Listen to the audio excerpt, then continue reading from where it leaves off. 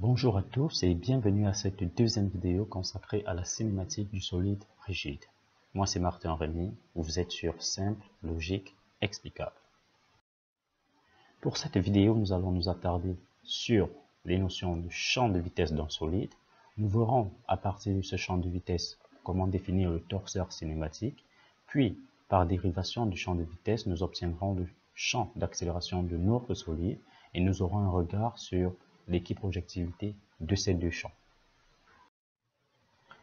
Champ de vitesse d'un solide. On va considérer un repère d'étude fixe R et un repère associé au mouvement de notre solide ou bien au solide en question qu'on va appeler R1. On se rappelle de la propriété fonctionnelle vue dans la vidéo précédente où il était question de dire que pour tout point A et B appartenant à mon solide, tel que je puisse écrire un vecteur U qui lie les deux points, je peux avoir du sur dt qui sera simplement égal à oméga vectoriel U, avec oméga qui était le vecteur rotation instantanée. Alors, pour définir le champ de vitesse d'un solide ici, nous allons considérer un point du solide P, un point quelconque de notre solide.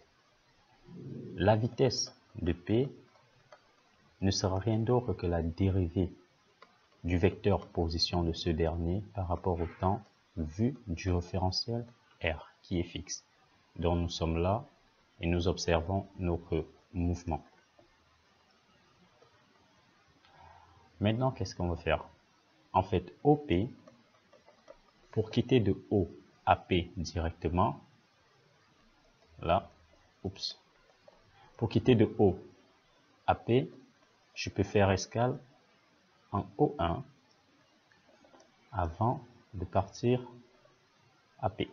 Ça veut dire que OP, en fait, c'est encore du O1 plus O1P. Alors, la dérivée de OP par rapport au temps, en toute logique, sera la dérivée de O1 par rapport au temps. Ceci, c'est bien sûr vu de R, plus la dérivée de O1P par rapport au temps vu de R. Ceci, on se rend bien compte que c'est directement la vitesse de O1 par rapport à R.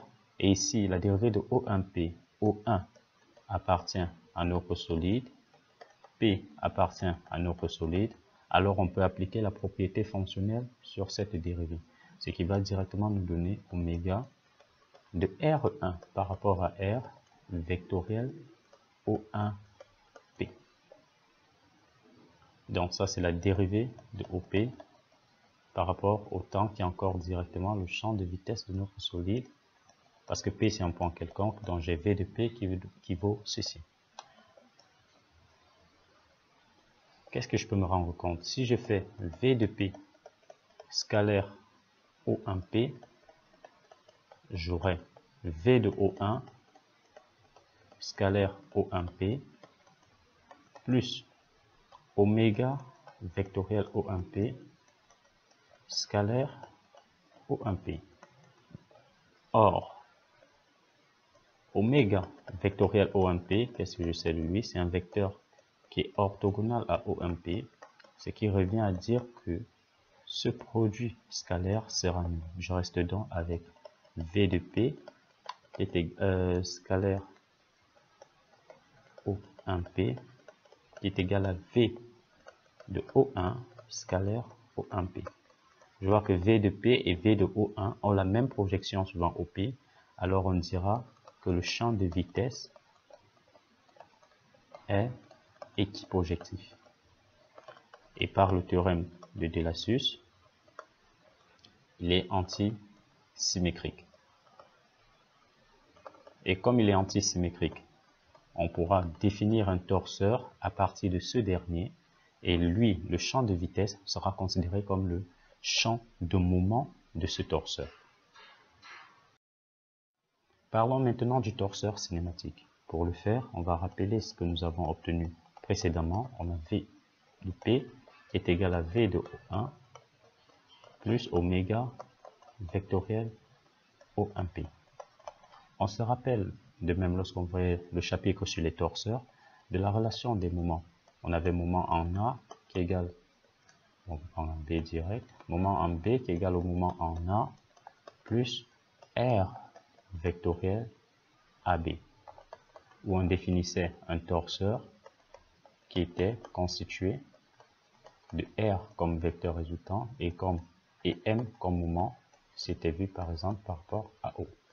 De la même façon, comme V de P est équiprojectif et donc antisymétrie, on pourra définir une quantité appelée torseur cinématique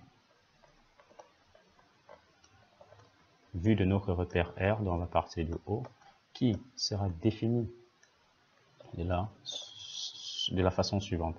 Donc le vecteur, comme on peut faire une remarque, on a R ici, on a oméga, donc ici notre vecteur c'est oméga, et le champ de moment ici sera le champ de vitesse d'un point quelconque du solide.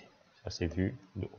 Donc lorsqu'on vous demandera de déterminer le torseur cinématique associé à votre solide, il vous suffira de donner le vecteur rotation instantané.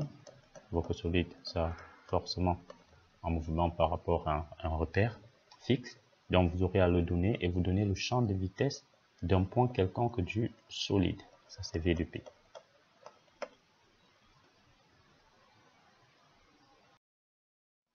Maintenant, voyons le champ d'accélération. Le champ d'accélération, quant à lui, bon, pour ça on va toujours rappeler ce que nous avons obtenu. On a le champ de vitesse V de P qui est égal à V de O1 plus oméga vectoriel O1P. Alors ici, le champ d'accélération sera la dérivée temporelle par rapport à R de notre champ de vitesse. Ce qui revient à dire, en fait, gamma de P sera la dérivée de V de O1 par rapport au temps vu de R plus la dérivée par rapport au temps vu de R de oméga vectoriel O1P. Ceci, c'est directement gamma de O1.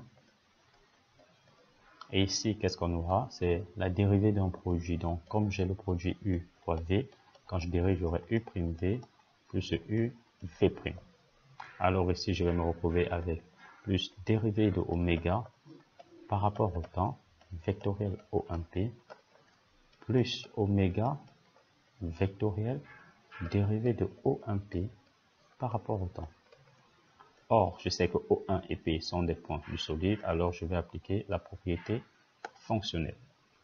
Je me retrouve donc avec gamma de P qui sera égal à gamma de O1 plus la dérivée de oméga par rapport au temps vectoriel O1P plus oméga vectoriel O1P.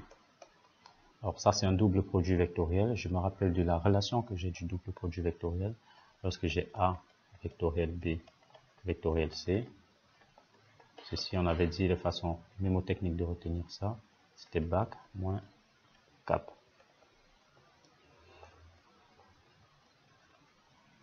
Et là, vous mettez les vecteurs de partout. D'abord, vous encerclez. Vous encadrez là, là, et du coup vous avez des produits scalaires là. Du coup ici, ceci sera vu comme notre A, ceci comme notre B, ceci comme notre C.